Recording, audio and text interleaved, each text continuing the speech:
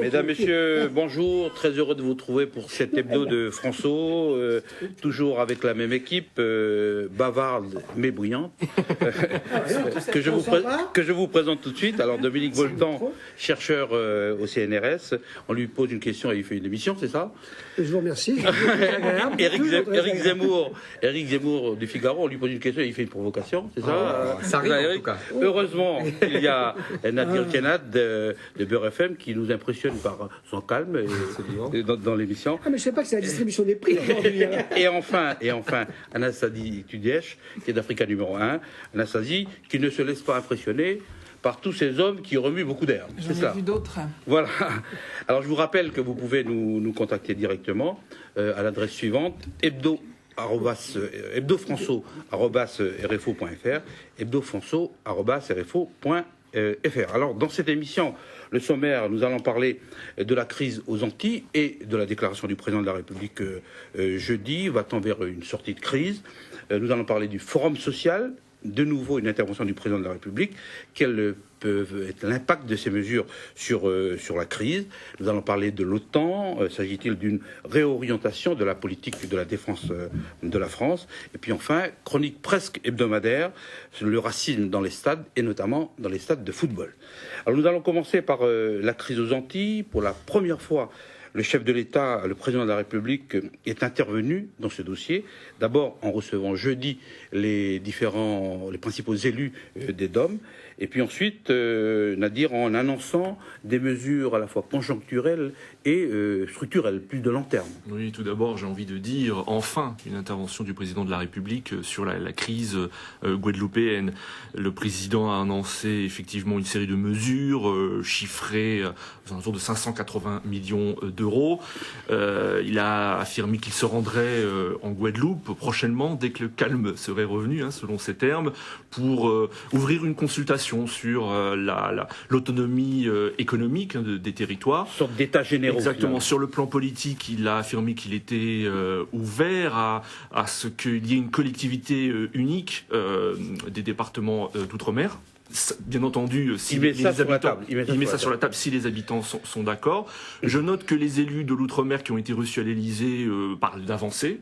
Même le leader du LKP, Elido Mota, a dit qu'il y avait une petite avancée, mais il restait quand même prudent. On va suivre ce qui va se passer. Je note quand même la phrase de Victorin Lurel, le président du Conseil régional de Guadeloupe, qui a affirmé ce qu'a dit le président aurait pu être dit plus tôt.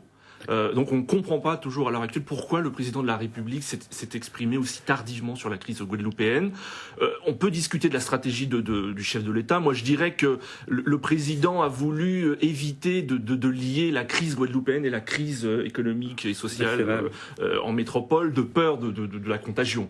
C'est vrai qu'on a beaucoup entendu cela. Pour le président, pour le gouvernement, la crise guadeloupéenne est spécifique et les réponses à apporter sont spécifiques. J'ai eu le sentiment qu'on a laissé pourrir la situation, qu'on a envoyé des renforts de police, et puis on annonce un plan un mois après le déclenchement de la grève, et surtout après un mort, un syndicaliste mort mercredi dernier. Alors sur la stratégie du chef de l'État, Dominique Voltan, finalement, comment cette posture pendant la crise, comment il a géré cette crise, quelle réflexion ça vous inspire? Le fait qu'il intervienne un mois après, on peut toujours dire, j'en sais rien pourquoi il intervient un mois après, parce qu'il n'a pas donné d'explication. On peut toujours dire que c'était volontaire, en tout cas c'est vrai que c'est trop long. C'est trop long. Et à mon avis, moi, ça révèle une chose que je n'arrête pas de dénoncer depuis des années, c'est que les élites politiques, technocratiques, administratives, médiatiques françaises ne tiennent absolument pas compte de l'importance, de la richesse, de la complexité des Outre-mer. Et donc le président de la République, il appartient à une histoire bien précise, bien française, bien blanche, et donc par conséquent, il a cru comme tout le monde que ça serait comme ça. Première observation. Deuxième observation, là comme sur le reste, je ne sais pas jusqu'où ce président de la République va pouvoir considérer qu'il doit gérer tous les dossiers, constamment au premier rang, constamment devant les médias, parce que si vous voulez, par définition, l'histoire le rattrapera, et un jour, on ne pourra pas avoir une France qui sera gouvernée uniquement par un roi élu comme ça. Donc ça veut dire que dans cette crise, le ministre de l'Outre-mer a été dévalué, le ministre de l'Intérieur ne s'est pas déplacé, le Premier ministre ne s'est pas déplacé, autrement dit, tout ce qu'on appelle les acteurs principaux ne sont pas intervenus. Il faut attendre comme une espèce de messie que le président de la République veuille dire quelque chose, et vous avez vu dans les médias le suivisme ce matin incroyable, c'est « Ah, ça se calme ». écoutez, on ne calme pas des individus comme ça. Peut-être, c'est à souhaiter que ça se calme. Mais franchement, la situation politique, culturelle et sociale est là. Donc ce que je veux dire par là, c'est que dès lors qu'il s'agit d'une crise où le président a mis beaucoup de temps à intervenir, qu'aucun autre ministre n'est intervenu. Il y a quand même M. Gégaud qui... Mais M. Gégaud, c'est son boulot, si je puis dire, quand même. Bon, il a été désavoué en permanence, d'un côté comme de l'autre. Et personne n'est monté au créneau ni pour le défendre, ni pour défendre la politique, ni le ministre de la... Gégaud qui d'ailleurs s'interroge sur l'utilité de son poste. Exactement. Il n'est pas le seul. Bon. Comme Kouchner sur Ramayad. Oui, mais enfin, c'est un peu facile quand on est en crise de dire qu'on se demande... Non, mais ils sont intéressants, ces ministres s'interrogent en permanence sur le bien fondé. Mais c'est pas M. Gégaud qui est en cause. Ce qui est en cause, c'est le gouvernement. Oui, je voudrais finir raisonnement. Ce qui est en cause, c'est qu'a fait le gouvernement. Et pourquoi est-ce que tout le monde attend que ce soit le président qui intervienne? Et dernière chose que je veux dire sur le fond, la crise, elle n'est pas qu'économique et sociale, je suis désolé. Elle est sur un fond, évidemment, d'inégalité économique et sociale dans tous les sens. Et sur le fait qu'il y a une question de dignité qui est posée par les Outre-mer depuis très longtemps, et que cette question de dignité ne se résolvera absolument pas dans des revendications quantitatives. Donc on est sur un problème politique de fond, qui est que la France est multiculturelle, elle ne veut pas reconnaître ses racines multiculturelles, et c'est ce qui se joue Outre-mer. Je peux finir ma phrase? Non, merci. Oui, mais j'ai compris. Oui, d'accord, mais vous laissez quand même finir pour les spectateurs, parce que comme moi je n'arrête pas de me battre, vous permettez 30 secondes encore. Ça fait des nombreuses années que je fais des recherches sur l'outre-mer, la diversité culturelle et la France multiculturelle. Là, on vient de traverser un mois de crise. Je voudrais quand même dire qu'un chercheur, quand il est capable d'avoir cette anticipation, il faudrait qu'on lui donne dont acte. Et comme on est très peu de chercheurs qui travaillent là-dessus... Ça fait déjà 5 minutes qu'il Oui, non, c'est pas 5 minutes. Je m'excuse, c'est un vrai problème. C'est vrai sur RFO comme c'est vrai ailleurs. Et donc, par conséquent, ce retard à l'allumage traduit quelque chose de très grave sur la difficulté qu'a l'élite française à se rendre compte qu'elle n'est pas blanche. Les spécificités de l'outre-mer. Eric, quand même, là, le chef de l'État, donc le dossier est au sommet de l'État, en fait. Et souvent, l'outre-mer, finalement, dit qu'il est marginalisé, etc. Est-ce qu'il faut prendre ce moment-là pour mettre sur la table et évoquer les problèmes de fond? Alors, moi, je ne suis pas d'accord avec Volton. Je ne pense pas que c'est le problème des élites françaises de se rendre compte qu'elles ne sont pas blanches. C'est le vieux problème français vis-à-vis du monde, de la mer, au contraire du continent et de la terre. Je veux dire, le vieux problème français vis-à-vis de ces colonies, entre guillemets. Du centre de la périphérie. Exactement. C'est-à-dire que la France est un pays maritime qui ne s'est jamais assumé comme tel, ce qui explique d'ailleurs nos déboires coloniaux. C'est pour ça qu'on perd le Canada, c'est pour ça qu'on perd une partie de l'Inde, parce qu'en fait, nous avions des colonies de peuplement que nous n'avons jamais peuplées. Et c'est un problème de fond, et c'est ce qui explique d'ailleurs que Louis XV, au moment du traité de Paris en 1763, se soit replié sur justement la Martinique, la Guadeloupe, Haïti à l'époque. Il y a d'autres causes. Mais c'est une cause. Oui, non, mais c'est parce qu'on a perdu la guerre. Mais bien sûr, évidemment. Mais je sais bien. Mais ce que je veux dire par là, c'est que. Qu'est-ce que vous voulez dire par là, par rapport à la crise actuelle et puis l'intervention du chef de l'État? Depuis plusieurs semaines, on nous dit que c'est profondément une crise qui vient de l'histoire, de l'esclavage, etc. Donc j'essaie d'expliquer que en fait, c'est pas un hasard si on s'est replié sur uniquement nos colonies d'esclaves, entre guillemets, parce qu'on avait des colonies autres, de peuplement qu'on ne peuplait pas. Première chose. Deuxièmement, puisqu'on parle d'histoire tout le temps, on nous dit tout le temps que ça vient de l'esclavage, que ça vient de la colonisation, que... mais Eric, Eric, en quoi ça explique l'attitude du président de la République et la difficulté de comprendre les choses? Mais parce que, d'abord, Nicolas Sarkozy, là je rejoins tout à fait, il est comme tous les Français, c'est-à-dire qu'il connaît mal cette situation, etc. Ils envoient Gégaud qui, d'après ce qu'on dit à Matignon et à l'Élysée, sous forme de boutade, on dit qu'il fallait le détropicaliser. C'est pour ça qu'ils l'ont ramené. C'est la boutade qui est sortie en général. On comprend bien qu'on l'accuse. Non mais c'est vrai. Mais c'est vous comprenez? On l'accuse en fait d'être complètement l'otage des syndicats, etc., de s'être laissé complètement circonvenir le syndrome de Stockholm, etc. Donc c'est une vraie question. C'est pour ça que je vous dis, il a mis beaucoup de temps, parce que en plus, ce que j'ai découvert depuis peu, ce que j'ignorais, j'avoue franchement, c'est que à l'Élysée, Claude Guéant, donc qui est le secrétaire général de l'Élysée, fut un secrétaire de préfecture. Ah mais c'est important. Donc il connaît. C'est lui en fait. Manifestement. Il y a que le roi et le vice-roi. Il y a deux vice-rois qui dirigent la France. Non, mais il a une connaissance du dossier, en fait. Voilà. Donc c'est encore pire pour eux. Voilà, exactement. Donc manifestement, en fait, si je comprends bien, Sarkozy n'est pas du tout dans la rupture habituelle. C'est-à-dire qu'au contraire, il fait comme ses prédécesseurs, il essaye d'acheter la paix sociale en arrosant un petit peu. Ce que je trouve dommage, parce qu'il y a, je crois, un vrai problème de fond qui est, on dit toujours, vous savez, ils ont une prime de 40% de vie chère, les fonctionnaires qui sont là-bas, etc. Et on dit, c'est parce que les prix sont élevés, parce qu'il y a il y a pas de concurrence, tout ça est vrai. Mais pourquoi, en fait, je me suis creusé la tête et je suis allé fouiller pour comprendre pourquoi il y avait cette prime au départ. Parce que au départ, c'était une prime pour les fonctionnaires coloniaux. Oui. Il y avait des transports, etc. C'était les lois de prime d'éloignement. Exactement. Et en 1946, quand on a fait la départementalisation, on a conservé cette prime de 40% aux fonctionnaires qui étaient là-bas, qui viennent de métropole ou qui soient de... Et donc, ça a donné une spirale inflationniste. Ça, on le sait quand même depuis 20 ans. Ah non, mais vous le dites. Moi, je l'ignore. Oui, d'accord. Tous ceux qui travaillent sur mais bien sûr. Donc, ce que je veux dire par là, c'est que Sarkozy ne règle pas ce problème-là. Et au contraire, il aggrave encore la spirale inflationniste. Et quand on voit... En plus, tout le monde est coupable dans cette histoire. Parce qu'après tout, les leaders du LKP sont tous des fonctionnaires. Moi, ça me frappe beaucoup, vous êtes d'accord? C'est tous des fonctionnaires qui sont payés beaucoup plus que les autres. Et ceux qui souffrent, c'est ceux qui sont dans le privé et qui obligent à faire grève. Voilà. Alors, excusez-moi d'avoir été... Je voudrais revenir sur l'intervention du chef de l'État. Le fait qu'il se soit exprimé sur RFO et pas la veille sur l'ensemble de la nation, est-ce que ça, c'est un élément... On voit bien que ça pose un problème pour les gens. La question que vous me posez me renvoie à ce que disait Éric en disant que le chef de l'État est un Français comme les autres. Eh bien non, ce n'est pas un Français comme les autres. Il est censé être le président de tous les Français. Il est mieux informé et il est censé être beaucoup mieux informé que le reste de la population. Or, ce n'est pas l'impression qu'on a eue. Et quand Nicolas Sarkozy vient s'exprimer à RFO, pour parler aux Antillais. C'est bien pour RFO. C'est bien pour RFO, mais pour les Antillais, ça les marginalise, ça les place. Que demandent les Guadeloupéens? Ils demandent à être traités comme tous les Français. Or, quand on s'exprime par le canal d'RFO, on s'adresse uniquement aux Antillais. Ce qui est exactement le contraire de ce que demandaient les Guadeloupéens. Donc, pour moi, c'est vraiment un problème de communication. En même temps, s'il n'avait pas laissé le ministre d'abord, et Matignon ensuite qui a demandé, qui a exigé de Diego qu'il revienne, on aurait dit, comme Dominique, comme on dit tous à chaque fois, il veut tout faire, etc. Là, ça a mis du temps parce que aussi pour une fois, le ministre a fait son travail au départ. Dominique, deux choses en matière de communication publique, puisqu'on parle de communication publique, le gouvernement aurait dû beaucoup plus parler depuis très longtemps sur l'ensemble des médias nationaux de la crise européenne. Diego l'a fait. Mais Diego, bien sûr, le secrétaire d'État, mais c'est tout. Madame, après le ministre de l'Intérieur, Sarkozy veut tout faire. Non, c'est pas ça. Je dis exactement l'inverse. Le ministre de l'Intérieur n'a jamais parlé. Le Premier ministre n'a jamais parlé. Quand même, c'est Alliot-Marie s'est caché. Bon, ça, faut le dire ensuite de ça, Monsieur Brice-Hortefeux, qui était connu pour expulser tous les Noirs et tous ceux qui envahissent notre étrangers irréguliers. Vous permettez, tous ceux qui sont étrangers. Vous permettez, Monsieur Hortefeux, qui a fait le travail que l'on sait pendant 1 an et demi, se retrouve ministre du Travail, n'a rien dit pendant un mois de crise. Et donc, quand le président enfin s'occupe du dossier, et à mon avis trop tard, le fait tant mieux pour RFO, mais c'est un vrai problème que vous soulevez très juste, on maintient la discrimination quasiment apartheid.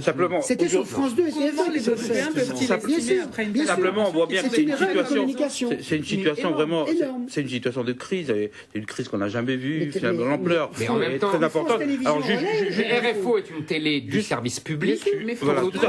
Alors, juste une question. Attendez, excusez-moi, dans ce cas-là, ça sert à rien. Mais vous permettez, France 2, au cas où vous ne le sachiez pas, le service public est reçu outre-mer, n'est-ce pas? Donc par conséquent, si on veut parler à tous les Français, pas seulement aux autres outre-mer, on parle sur France 2, sur France 3, comme sur RFI. Dominique, puisque vous vous intéressez finalement au problème de fond de l'outre-mer, il y a quand même cette proposition du gouvernement qui est d'ouvrir des états généraux finalement, où on met sur la table à la fois le statut, le modèle économique, le modèle social. Je crois qu'il faut s'emparer de cela. Premièrement, la réunion, on sait peut-être qu'elle aura lieu très rapidement. Elle va avoir lieu en avril, admettons. Peu importe, soit mars ou juin, c'est pas la question. Moi, ce qui me stupéfie, parce que je connais bien l'évolution des statuts. La France a un génie exceptionnel d'invention de statuts. Si vous prenez l'ensemble des statuts qui ont été créés pour les Outre-mer depuis 1946, c'est une horreur.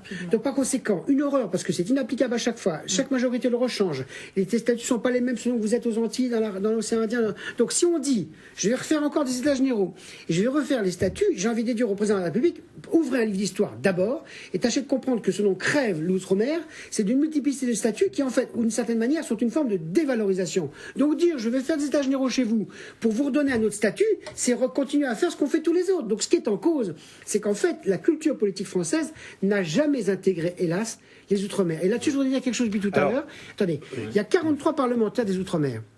Ils ont leurs responsabilités, je l'ai souvent dit, donc je peux le répéter. Ces 43 parlementaires des Outre-mer, hélas, on ne les voit pratiquement jamais dans les débats hexagonaux. Ils sont très bien là pour se défendre des Outre-mer, c'est normal.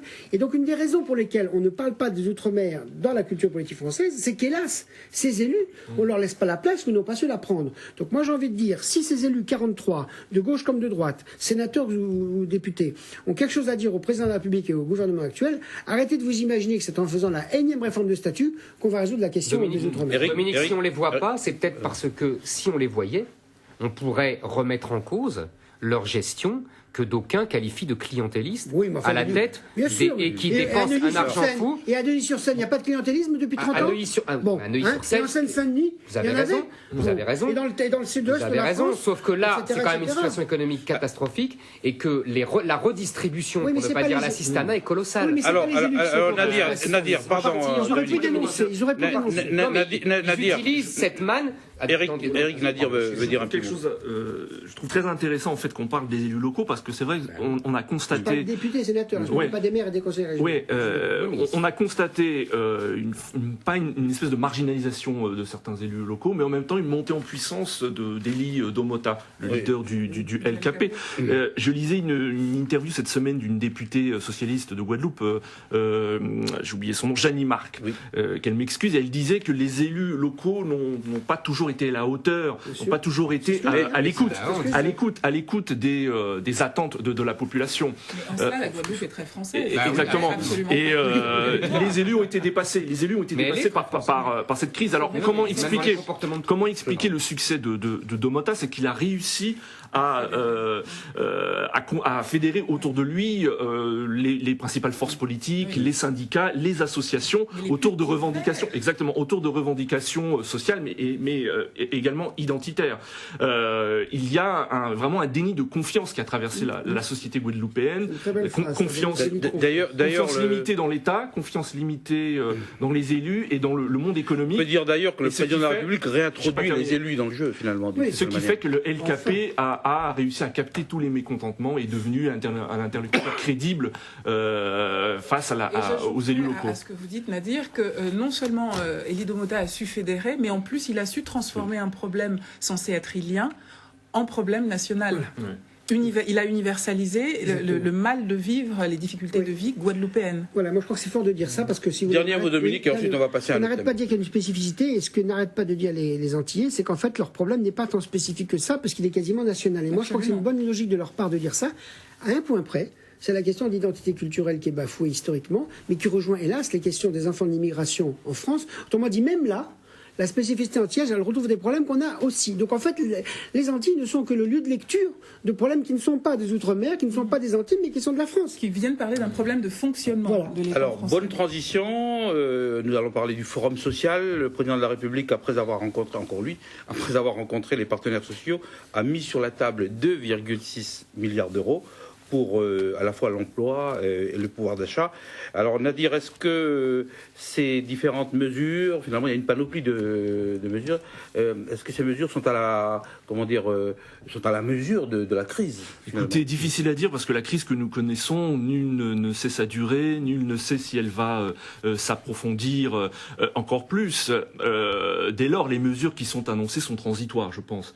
L'élément important, il me semble, c'est que il y a une prise de conscience et un effort, une insistance concernant la protection des personnes les plus fragiles face à la crise économique. Parce qu'on sait que il y aura beaucoup de pertes d'emplois durant l'année 2009 et le sommet social a été l'occasion pour Nicolas Sarkozy de faire des gestes en direction des foyers les plus modestes. Donc il a annoncé plusieurs mesures, 75% du salaire, 75% du salaire garanti en chômage partiel, des primes de 500 €, mais pas question pour le président de changer de stratégie. On l'a bien entendu. Mais Eric, mais j'ai pas terminé. Mais mais le président reste fidèle à son idée initiale de relance par l'investissement. J'ajouterai une dernière chose. Je trouve je trouve intéressant que le président s'intéresse à la question du partage des profits. Il a annoncé la mise en place d'une commission, enfin d'une mission qui sera menée par le directeur général de l'INSEE, parce que c'est une question essentielle aujourd'hui, vu le contexte de crise mondiale. Je pense qu'il n'est plus possible pour l'opinion publique aujourd'hui de voir une petite minorité de personnes, banquiers, financiers, spéculateurs, bref, on les appellera comme on voudra, faire des fortunes colossales, par exemple, s'enrichir de manière insolente au détriment... Après avoir été aidé par l'État. Au détriment des plus modestes. Et je pense que le président de la République a voulu, d'une certaine manière, revenir. Il avait déjà annoncé, il avait déjà parlé de moraliser un petit peu le capitalisme financier. Alors, Eric, c'est vrai qu'en France, on aime bien un peu l'idéologie, hein, et puis les concepts, etc. Mais là, il y a à la fois la politique d'aide à l'investissement et la politique d'aide à la consommation. Alors, le président a dit investissement. Là, est-ce qu'il n'y a pas une sorte d'inflexion de l'idéologie du chef de l'État ?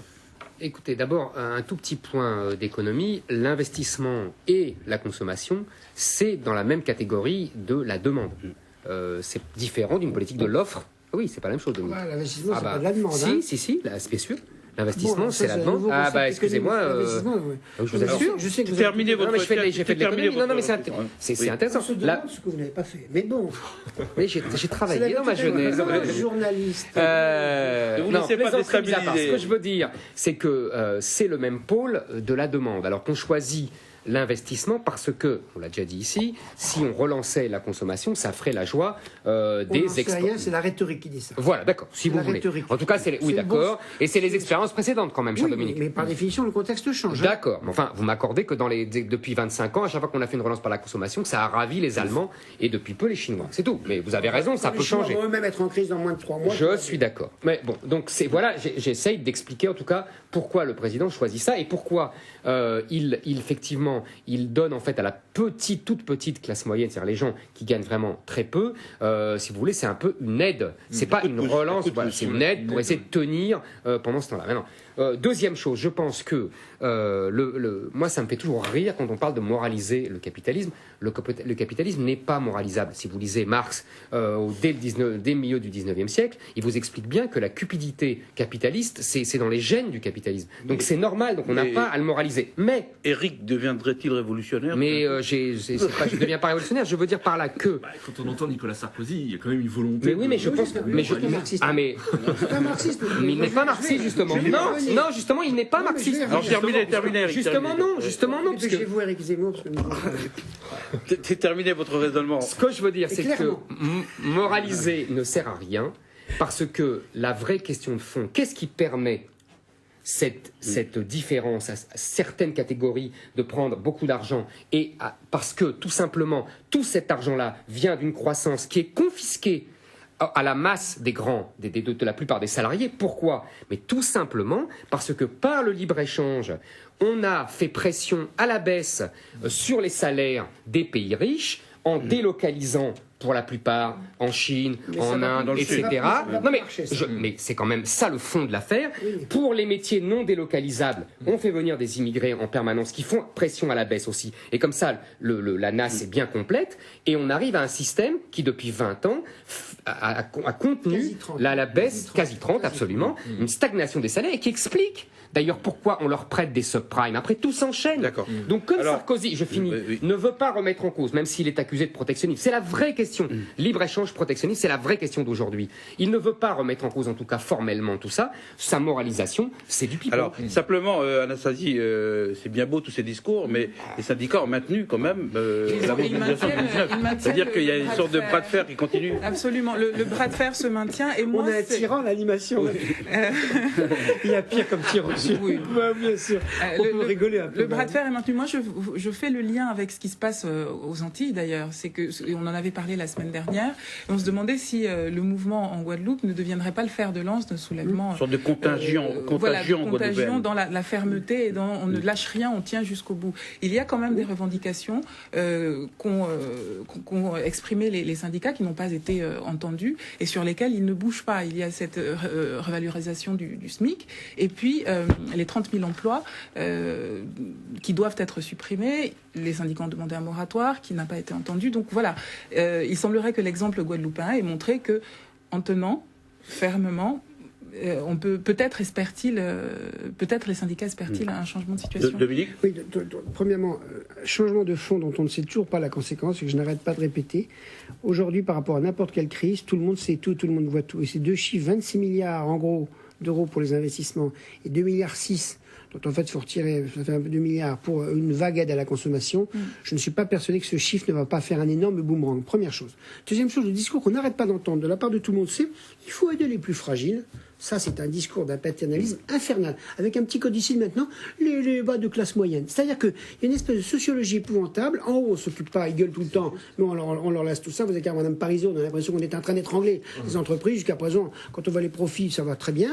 Et en bas, on dit, bon, il y a les pauvres, les pauvres. Donc, il y a un paternalisme dans tout ça qui va faire une révolte infernale. Qui est le produit de 30 ans de mondialisation. Troisième chose, la crédibilité du président de la République quand il dit je vais toucher à la répartition des profits et compagnie. Pourquoi pas? Mais ça passerait par une chose qu'il n'arrive pas à dire lui, mais qu'il n'arrive pas non plus à dire l'ensemble des économistes et l'ensemble des banquiers, de tous ceux qui ont fait la doxa depuis 30 ans. Pendant 30 ans, je vous répète, qu'on nous a dit spéculer, pas d'État, pas de régulation. Là, d'un seul coup, avec la profondeur de la crise, on dit il faut de la régulation, il faut de l'État. Et ce même président qui était ultra-libéral, qui nous disait que tout ce qui était... Si jamais il ne dit pas au passage, écoutez, le monde a changé, je suis obligé de changer. Je crois que la population risque de ne jamais le créditer de sa bonne foi. Parce qu'il est en train de dire tellement l'inverse de ce qu'il a dit pendant 10 ans. Alors, que si. Non, mais c'est un vrai problème de communication politique cette fois-ci. Dominique, justement, un homme a le droit de changer. Mais il faut qu'il le dise. S'il ne le dit pas, on va lui dire qu'est-ce que c'est que cet homme qui va régulariser. Je 20 secondes. Oui. La politique, c'est de la crédibilité, c'est de la confiance. Un homme politique peut changer de politique, peut changer de discours, peut changer de vision du monde. C'est la grandeur de la politique. Mais à condition qu'il le dise. Et moi, je pense qu'au bout d'un moment, ce qui risque de se passer, c'est que cet homme. Les gens ne croient plus. Même s'il a de bonne foi, on dira on ne vous croit pas. Et quand la confiance n'est plus là, ça fait comme ça. Vous parliez de la crédibilité et de la popularité aussi finalement. Là, on a eu deux dossiers lourds, la Guadeloupe et puis le Forum social. Et donc, on parle pas de la crise universitaire. Où le président est intervenu directement. Or, on voit depuis quelques temps, depuis quelques semaines, l'effritement de sa cote de popularité, comme si quelque chose s'était cassé avec l'opinion. Est-ce que vous pensez que c'est un revirement ou c'est une communication qui passe mal? C'est ça? C'est pas une communication. C'est une politique dont on ne comprend pas les changements. Je suis en partie d'accord avec Dominique, j'ai dit ça déjà de nombreuses fois, c'est qu'effectivement il incarnait une adaptation à la mondialisation qui s'est écroulée. Et donc voilà, et donc ça c'est une première chose essentielle. Il faut qu'il le dise, donc acte. Tout à fait, ça je suis d'accord. Mais, deuxièmement, je pense que il paye tout simplement la crise. On se souvient de ça a emporté Giscard dans le mandat de Giscard dans les années 70. Son adhésion et son assurance et la façon qu'il a eu. Parce qu'il y a des chefs d'État européens qui finalement se renforcent sur la crise. Vous trouvez qui? Merkel s'en tire. Vous trouvez? Merkel, elle se fait démolir. Mais attendez, moi je rentre d'Allemagne, je peux vous dire franchement, j'ai vu à la fois des gens de gauche et des gens de droite, je rentre d'Allemagne, j'y retourne dans 2 jours. Je vous garantis que la crise allemande, elle n'est pas du tout comme la nôtre, il n'y a pas une crise de crédibilité sur la chancelière. On lit pas les balances. Alors franchement, moi j'ai lu des papiés de la presse allemande impressionnants. Gordon en Grande-Bretagne, il aussi, Dominique, il se fait démolir complètement. Non, attendez, ne confondons pas. La question de Coel-Escotra, c'était que les dirigeants soient critiqués, c'est normal. C'est la question de la crédibilité. Monsieur Gordon n'est pas mise en cause dans sa crédibilité, Madame n'est pas. Et la question qui est posée par Merkel, elle est terriblement. Laissez-moi finir. Elle est critiquée. Je suis pas d'accord. Mais oui, ils sont bousculés. Mais la question qui est posée pour Sarkozy, je réponds. On verra plus tard. La France, ou bien c'est un affaissement comme ça, et ça peut repartir, ou bien c'est un ressort qui s'est cassé parce que l'homme a changé tellement de posture que les gens ne lui font plus confiance. On verra. Moi, je suis pour les raisons de cette chute de popularité. Moi, je suis d'accord avec Eric. C'est clair qu'il paye la crise, mais il y a aussi et je pense que Dominique sera d'accord aussi, c'est une question de communication. À trop vouloir, par exemple, faire passer une réforme par jour, voilà, trop de réformes, peut-être tuer la réforme. Les réformes, j'ai le sentiment que Nicolas Sarkozy, il y a un activisme, propose beaucoup de choses, mais on ne comprend pas très bien. Les réformes ne sont pas assez bien. À la fois la crise et ça. Effectivement, et d'ailleurs, un sondage sorti il y a une dizaine de jours conforte ce que je viens de dire en disant qu'il y a une majorité de Français qui estiment que Nicolas Sarkozy parle beaucoup mais agit peu. Mais en même temps, je crois qu'on va arrêter là et on va revenir la semaine prochaine sur Nicolas Sarkozy parce que apparemment il occupe beaucoup vos réflexions. C'est qu'il occupe beaucoup l'actualité politique et l'action. C'est une question qui peut paraître technique, mais c'est une question stratégique. Le président de la République souhaite que la France revienne dans le commandement intégré de l'OTAN. Que le général de Gaulle, d'ailleurs, avait quitté, je crois que c'est en 1966. Alors, Dominique Voltan, comment il faut comprendre cela? Est-ce que c'est une orientation de la politique stratégique de la France? Oui, quand même. Si vous voulez, quand même. Bon, d'abord, on avait par les glissements successifs du plaisir, on avait quand même abandonné la politique gaulliste depuis un bon moment. Mais on avait quand même ce symbole du commandement intégré. On est par ailleurs dans l'OTAN, hein, mais on n'est pas dans le commandement intégré. Donc ce qu'on joue là, c'est de rejouer complètement. Là, il y a deux lectures possibles. Arrêtons l'hypocrisie. On est dans le camp occidental. En plus, c'est Obama. On réintègre le commandement intégré. Rien de particulier. Dans la guerre des civilisations, l'Occident se renforce. Bon. Deuxième thèse, c'est quand même une perte de réflexion et d'indépendance de la France, même si c'est une indépendance faible, c'est une indépendance symbolique. Et la question qui est posée derrière ces deux positions, c'est quid de la position européenne? Autrement dit, la difficulté qu'a l'Europe, c'est de constituer sa propre diplomatie et une propre armée américaine. C'est normal. Sa propre défense. C'est normal, c'est tout à fait normal. Vous prenez 27 pays qui se sont divisés pendant des siècles, c'est pas en 50 ans qu'ils vont se mettre d'accord sur une diplomatie ou une armée commune. Mais, ce faisant, je ne sais pas, et je voudrais savoir qui sera capable de répondre à cette question, je ne sais pas si cette réintégration dans l'OTAN va finalement accélérer la prise de conscience de la nécessité d'un minimum de diplomatie européenne et d'un minimum d'armée européenne, ou bien si ça va reporter encore plus tard cette question, qui de toute façon se posera.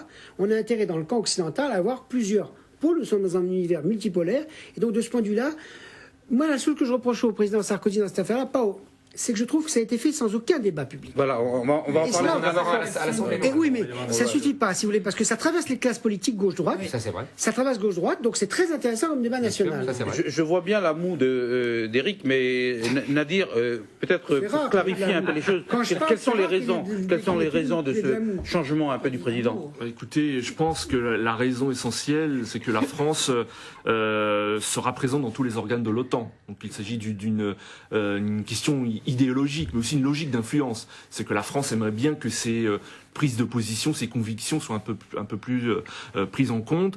Par ailleurs, la France espère que ces projets de développement de capacités de défense européenne soient aussi ne soient pas sujets à critique de la part de ses principaux partenaires. Parce que le problème de la France durant ces dernières années, c'est que comme elle ne fait pas partie du commandement intégré, certains pays soupçonnent justement la France de vouloir créer une structure analogue, mais différente. Un petit peu la volonté du général, finalement. Oui, une structure analogue à l'OTAN. Donc le pari de la réintégration, c'est aussi rétablir la confiance avec la France et ses principaux partenaires européens. Alors, de l'OTAN. Éric, pourquoi De Gaulle quitte la structure militaire intégrée?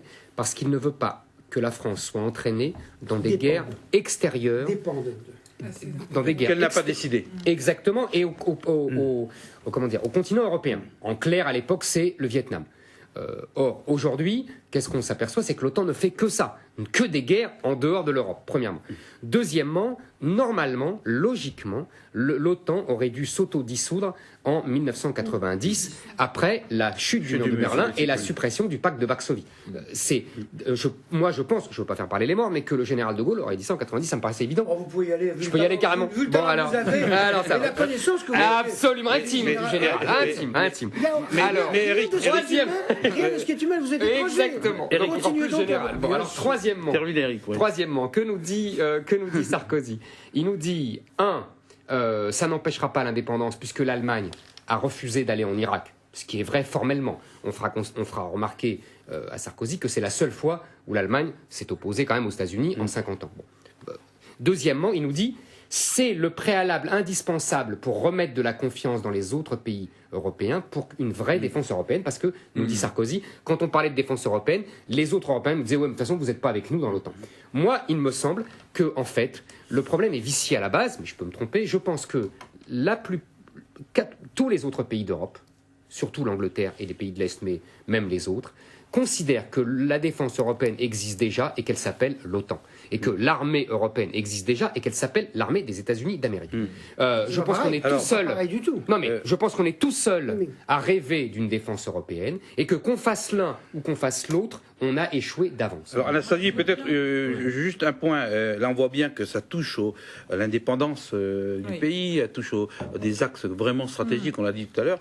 Et je repose la question qu'on a évoquée tout à l'heure. Est-ce qu'il ne faut pas, là, venir devant les Français et les consulter par référendum? Quand on voit à quel point cette question trouble toutes les classes politiques, toutes les mouvances politiques à gauche comme à droite. Il se trouve même des voix à l'UMP pour critiquer cette décision.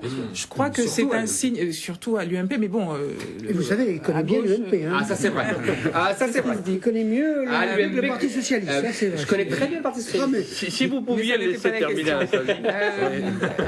Donc, quand on voit à quel point cette question soulève les différentes mouvances politiques en France, je crois qu'effectivement... Il n'y a pas de risque... il y a beaucoup de risques de faire le référendum, finalement. Mais c'est un risque à prendre, je crois, parce que quand même, les Français sont au premier chef concerné. Je pense qu'ils voteraient non, moi. C'est pour ça qu'on n'aura jamais de référendum. Oui, c'est pas impossible. C'est le risque.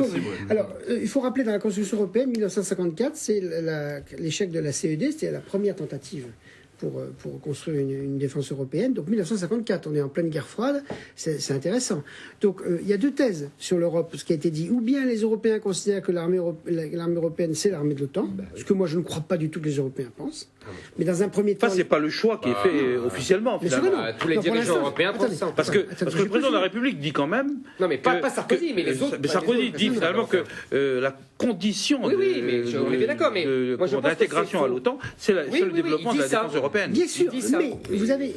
Comprenez, puisque l'OTAN est quand même en gros contrôlé par les États-Unis, première puissance militaire, financière, technologique, c'est clair que c'est pas parce que tous les pays de l'Europe se mettent dans l'OTAN que cependant l'OTAN sera la défense européenne. C'est un sophisme. Bon, c'est ce qu'on se dit pour l'instant, et notamment les pays de l'Europe centrale et orientale, à juste titre, qui ont été anticommunistes. Mais même l'Angleterre domine. Oui, mais pour l'instant, l'Angleterre a toujours été pro. Voilà. Donc, si je voudrais juste finir mon raisonnement, c'est un peu normal que... Je vous remercie, monsieur le professeur.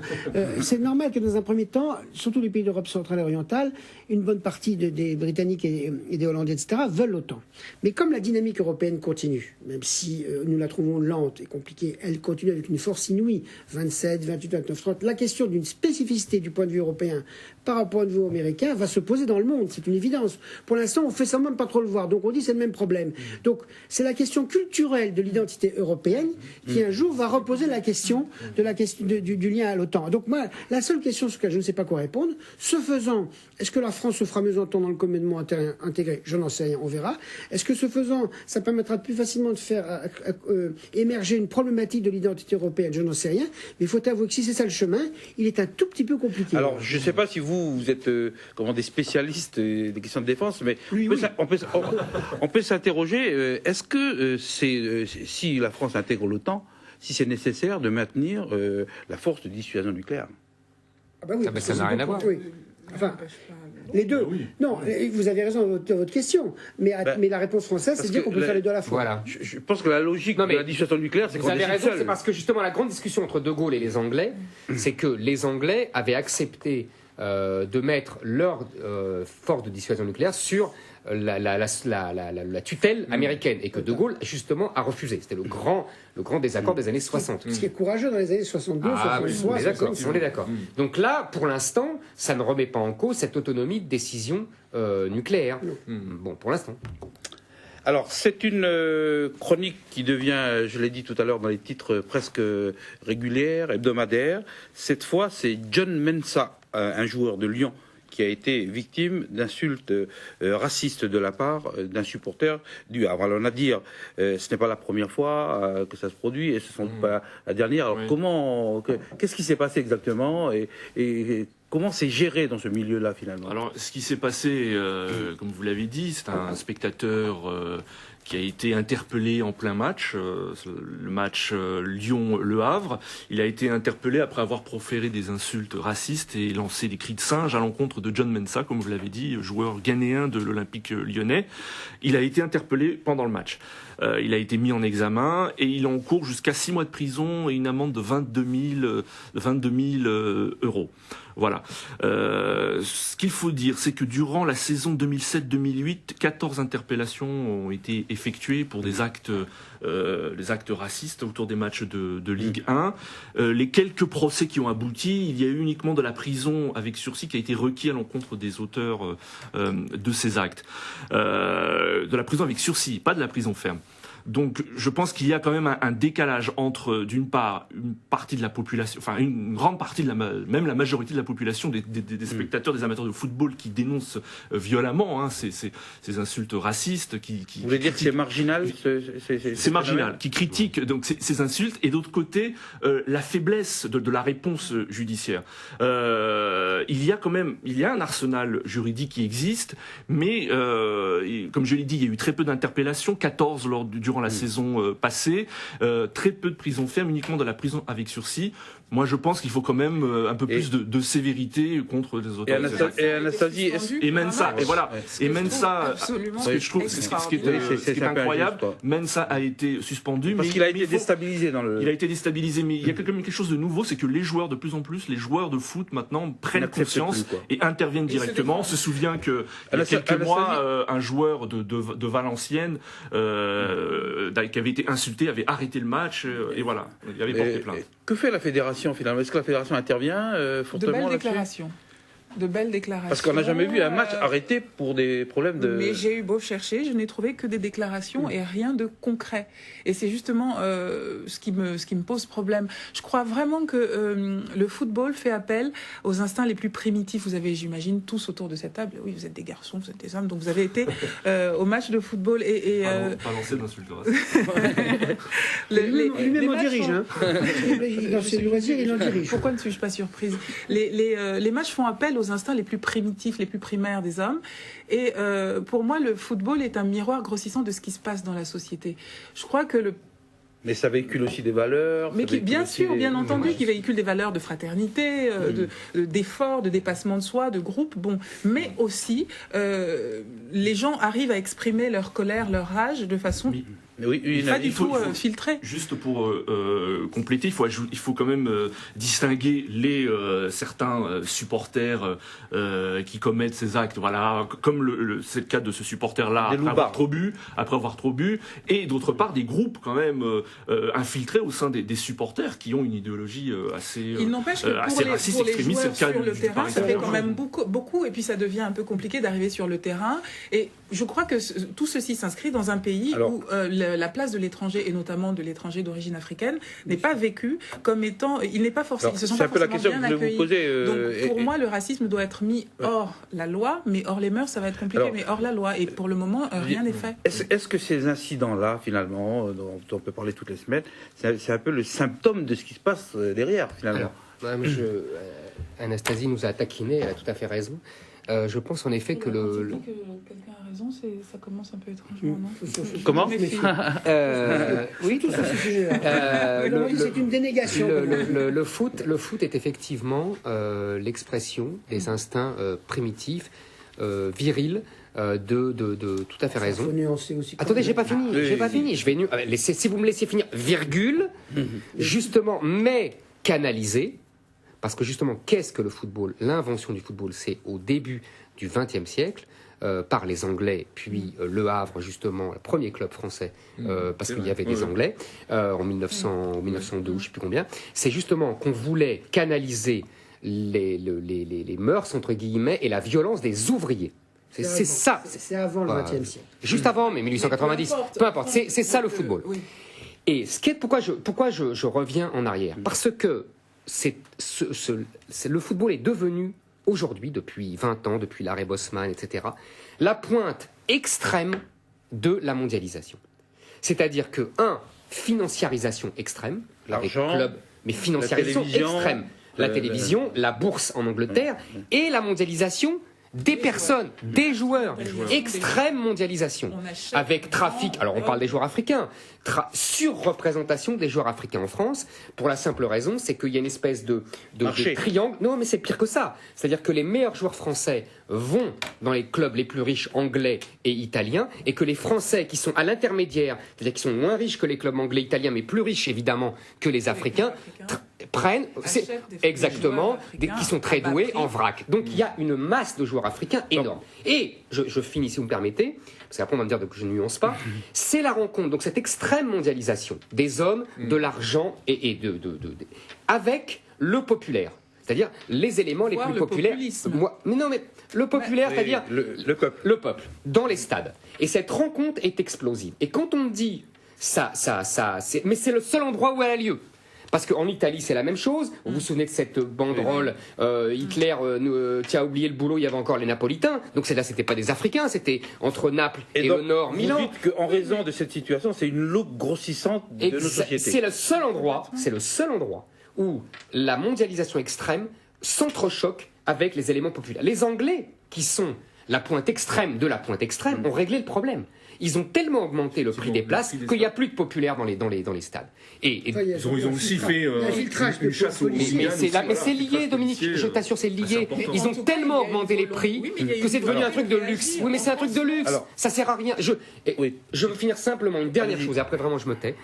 Si on parle de racisme comme expression, vous pouvez reparler après. Ah bon, c'est alors non, parce que c'est très. Je voulais vous faire part, si ça vous intéresse, d'une discussion que j'ai eue d'ailleurs à la télévision avec Vitage Dorasso, qui est un joueur que vous connaissez tous, qui est d'origine Paris Saint-Germain, d'origine mauricienne. Pardon, absolument. Et à qui je taquinais. Jusqu'à présent, l'Inde n'a pas récupéré encore Maurice. Pardon.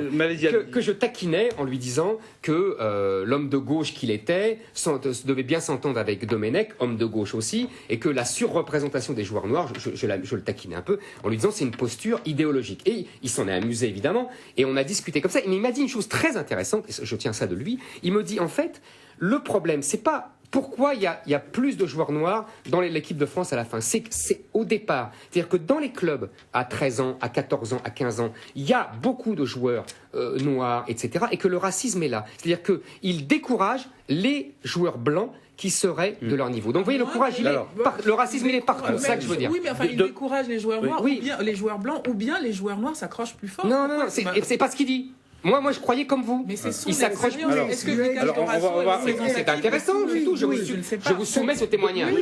Dominique Voltan. Oui, seulement je dis c'est pas moi que le témoignage de monsieur, que pour faire un raisonnement, c'est pas seulement un témoignage. D'accord, mais c'est pas inintéressant. Bien sûr. Alors, moi, ça change du discours habituel, ça que je veux dire. Deux choses. La première, c'est que je crois effectivement qu'il y a un décalage entre les positions des institutions officielles du sport, qui sont très modérées pour ne pas dire molles, et le fait que je pense que ce sont les joueurs qui vont arrêter un jour.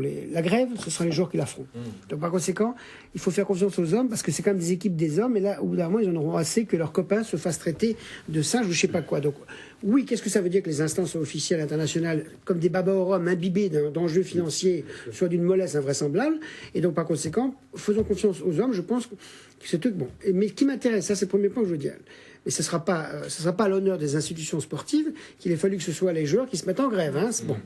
Ça veut dire que ce sera... Deuxième chose que je voulais dire, qui effectivement fait la force du sport et ses contradictions, c'est que moi je crois que c'est le mélange de trois choses, le foot. Un, c'est une des activités sportives les plus populaires et qui traverse les classes sociales. Et c'est quand même quelque chose qui est très démocratique, parce qu'un bourgeois peut parler avec un prolo, etc. Et dans tous les pays du monde. Donc c'est une première dimension.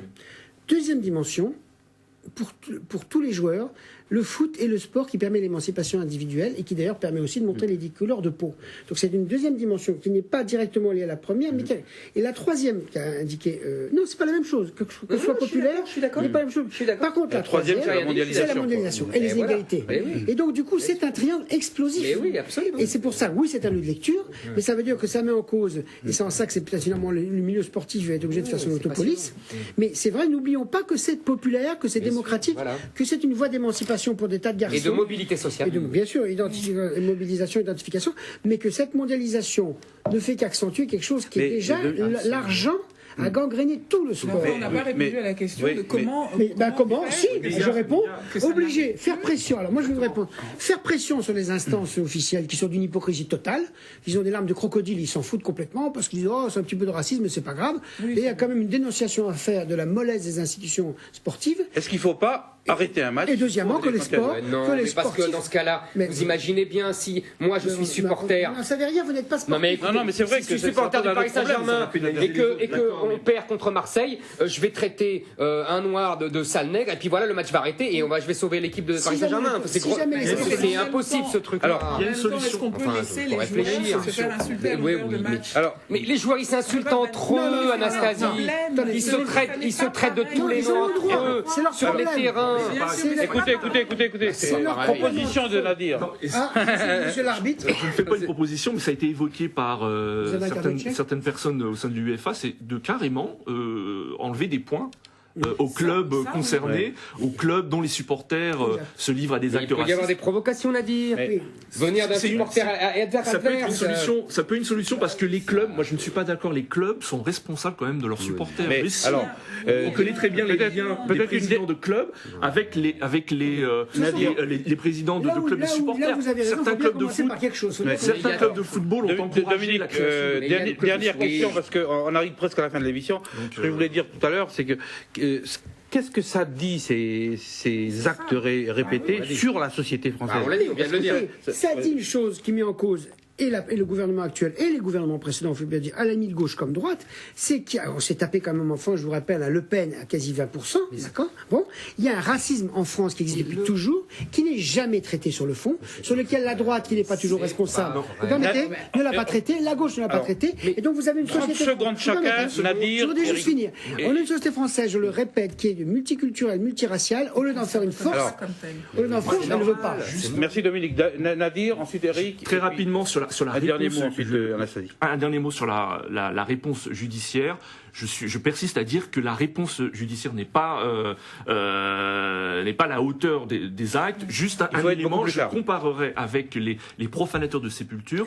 Il y a eu un rapport effectué par 2 députés concernant justement les profanateurs de sépultures et justement la racisme toléré sur les stades. Exactement. Et il n'y a pas, les juges ne sont pas assez sévères. Et je pense quand même qu'il faut. Eric, en 30 secondes, parce que je vous vois bouger là. Moi, je pense qu'il y en a assez de parler du racisme à la société française. Vous avez raison,